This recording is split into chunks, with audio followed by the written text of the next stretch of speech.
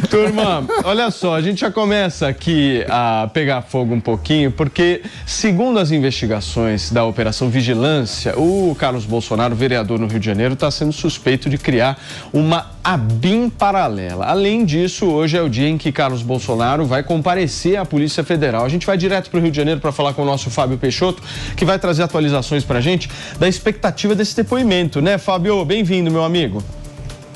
Olá, muito bom dia para você, bom dia a todos que nos acompanham. Pois é, a expectativa desse depoimento de Carlos Bolsonaro, que está previsto para hoje na Polícia Federal, lembrando que não necessariamente ele é obrigado a ir à sede da Polícia Federal, que fica na zona portuária do Rio de Janeiro. Ele pode ir a uma unidade da PF e lá ser ouvido. Lembrando que o principal foco, e já era uma visita programada para hoje, era justamente para ele falar a respeito do atentado sofrido pelo pai dele, o ex-presidente Jair Bolsonaro. Então, a princípio, o objetivo dessa ida de Carlos Bolsonaro à PF seria sobre esse atentado, mas por conta dessa operação, a gente acredita também que ele deve depor sobre esses mandados de busca e apreensão. Você falou no início do Morning a respeito da defesa do Carlos Bolsonaro, dizendo, inclusive, que itens foram apreendidos de pessoas que estavam na casa, por exemplo, de Angra dos Reis, onde eles estavam na Costa Verde do estado,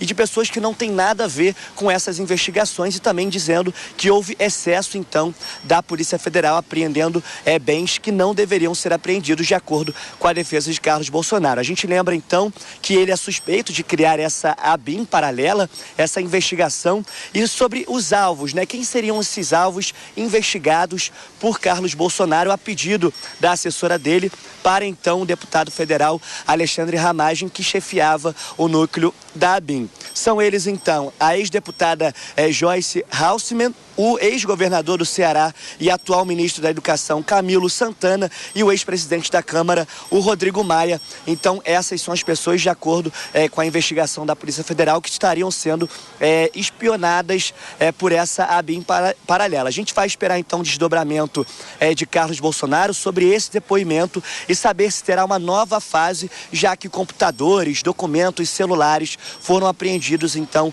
a Polícia Federal, tendo acesso a isso tudo, a gente vai saber qual vão ser os novos capítulos sobre essa investigação da PF, né, Paulo? Muito bem, Fábio. Obrigado, meu amigo, pelas suas informações. O Fábio, direto do Rio de Janeiro, nos explicando um pouco o contexto da operação de ontem. Pepe, o presidente Lula hoje deu uma entrevista a uma rádio da terra de Mano Ferreira e disse o seguinte, que não há nenhum tipo de perseguição em relação às investigações que acontecem sobre a ABIN. Ele diz o seguinte, abro aspas, ele, Bolsonaro, falou uma grande asneira. O governo brasileiro não manda na Polícia Federal, muito menos na Justiça. Fecha aspas. Eu queria que você comentasse essa fala do presidente da República. Eu acredito, Paulinho, eu acredito nas instituições do Brasil, acredito na Polícia Federal, na Justiça do Brasil.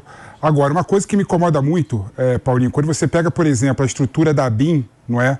Tá como número 2, que foi exonerado hoje, ao que tudo indica, o Alessandro Moretti, que trabalhava com o Anderson Torres, ministro de Justiça do Bolsonaro.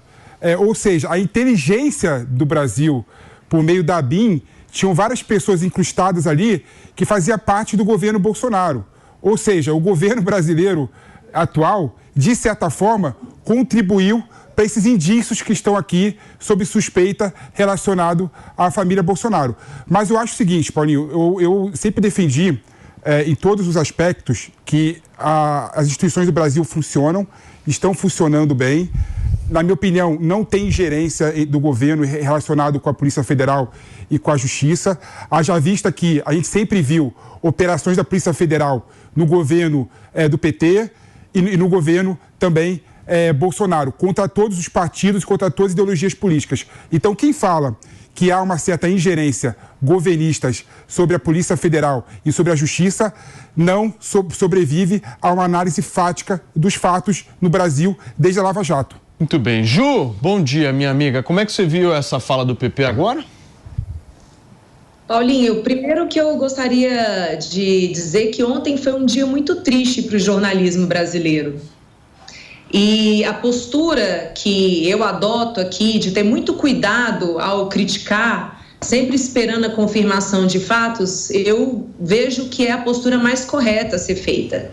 Porque ontem nós vimos o dia inteiro de desgastes, muito mais decorrentes das mentiras que foram propagadas do que sobre a operação da Polícia Federal em si. E aí, ontem o que aconteceu é uma grande prova de que a vigilância das pessoas, a fiscalização das pessoas é suficiente para combater fake news. Porque ontem uma notícia foi divulgada erradamente e foi compartilhada por uma série de autoridades que, inclusive, algumas delas permanecem noticiando certas mentiras, como o computador ter sido apreendido na casa de Carlos Bolsonaro, um computador da ABIN, que é uma mentira, como também outra mentira que disseram que Bolsonaro e seus filhos tinham fugido de barco, outra mentira. Então, até agora eu vejo que tem alguns políticos, tá, que mantêm esses tweets. Ontem, o próprio pré-candidato à Prefeitura de São Paulo, Ricardo Boulos, eu tenho print do que ele colocou. Ele mesmo reproduziu essas duas fake news. Depois ele pelo menos teve ele teve a honestidade de retirar. Mas nós temos alguns outros, como por exemplo, Suplicy, que não retirou. Então, ontem foi um dia triste, porque a gente deveria esperar credibilidade das pessoas que têm amplo acesso à população, e elas deveriam ter cuidado antes de falar as coisas e preservar a dignidade da pessoa humana, seja ela quem for, investida no cargo que esteja. Mas não foi isso que nós vimos. Ao mesmo tempo, nós vimos uma sociedade que já acordou, que tem critério hoje para compartilhar a notícia e que ela mesma conseguiu rebater as diversas fake news que foram repassadas ontem nas redes sociais. Então, ontem foi a prova de que o mecanismo da própria população do controle social funciona para combater fake news, sem a necessidade de regulamentar no Congresso, dando ainda mais poder àqueles que podem se apropriar e ser donos da notícia. Muito bem, Mano Ferreira. Vamos lá. Desculpa, Paulinho, eu me alonguei. Só rapidinho, Ju, para a gente dar uma girada, eu volto em você, tá? Fica tranquila que eu volto a palavra com você. Vamos lá. Tá, sobre esse ponto da Júlia, eu diria que a imprensa profissional comete erros, porque todo ser humano, todo profissional comete erros. E o maior problema dos erros da imprensa, a diferença entre a imprensa profissional e a militância é que quando a imprensa profissional comete erros, pede desculpa e traz a informação correta, precisa, sempre com honestidade, em busca da verdade. O problema também, quando a imprensa comete erros, é que a gente acaba, às vezes, falando mais do erro da imprensa do que do fato. E, nesse caso, tem fatos muito complicados. Então, por exemplo, como que uma assessora do Carlos Bolsonaro tem provas aí no inquérito da Polícia Federal, não é uma invenção de ninguém, não foi a imprensa que criou isso, como que a assessora de Carlos Bolsonaro manda mensagens para o chefe da Agência Brasileira de Inteligência pedindo ajuda para ter informações sobre pessoas específicas. Isso faz parte de uma conduta republicana?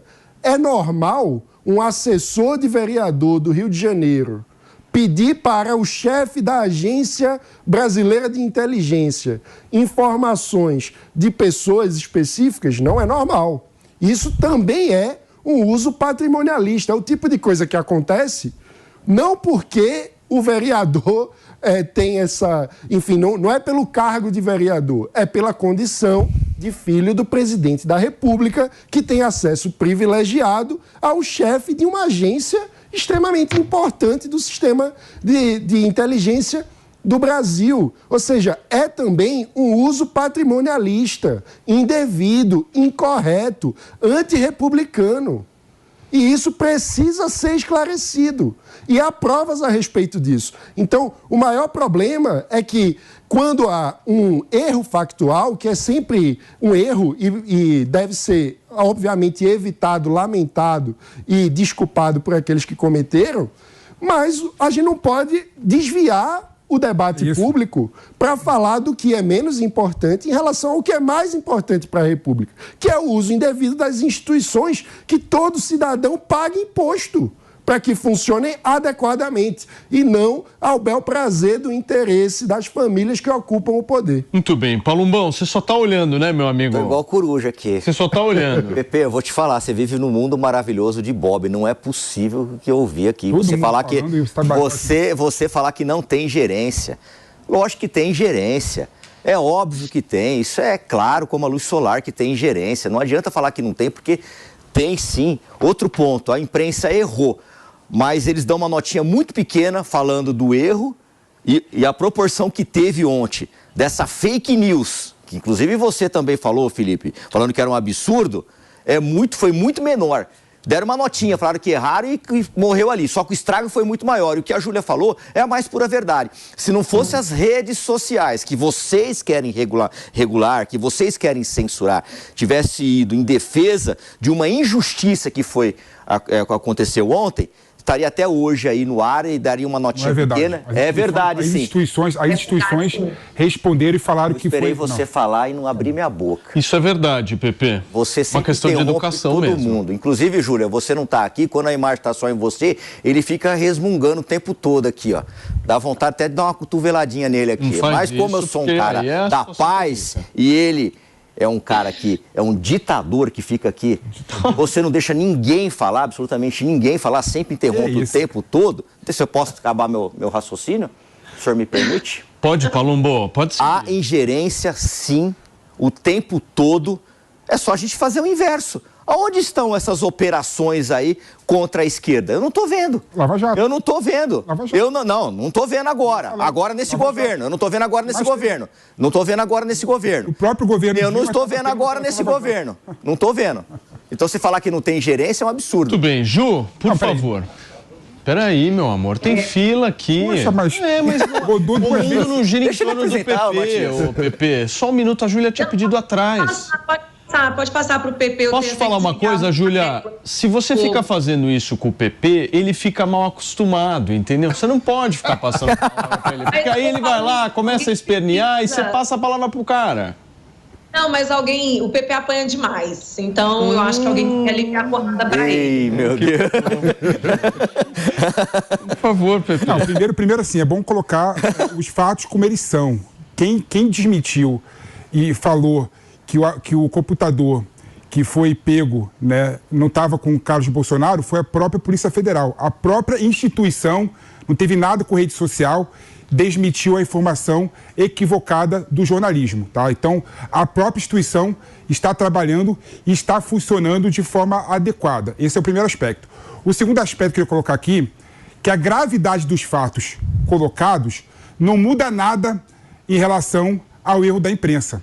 Né? O computador, estando ou não com Carlos Bolsonaro, não muda nada os fatos que estão aí, da assessora do Carlos Bolsonaro mandando mensagens para o Ramage, pedindo informação sobre inquérito sigiloso. Não é? Não muda absolutamente nada o fato de ter uma BIM paralela. A BIM paralela, inclusive, que o próprio Bolsonaro, de certa forma, insinuou em 2020 que tinha, né, um aparato de segurança, um aparato de inteligência que abastecia ele, não é? O PP, inclusive, quem insinuou, eu me lembro, na época, em 2020, foi o Gustavo Bebiano. Também, o Gustavo Bebiano, antes do Bolsonaro insinuar, e ele disse claramente que era o Carlos Bolsonaro que gostaria de fazer uma BIM paralela. Não, ele disse mais, ele disse que Carlos Bolsonaro apareceu com um delegado de Polícia Federal e mais 2 agentes da Polícia Federal querendo montar uma estrutura de inteligência paralela à margem da BIM, não é? Ou seja, Julinha e Palumbo, o fato em si, né, o erro da imprensa em si não modifica em nada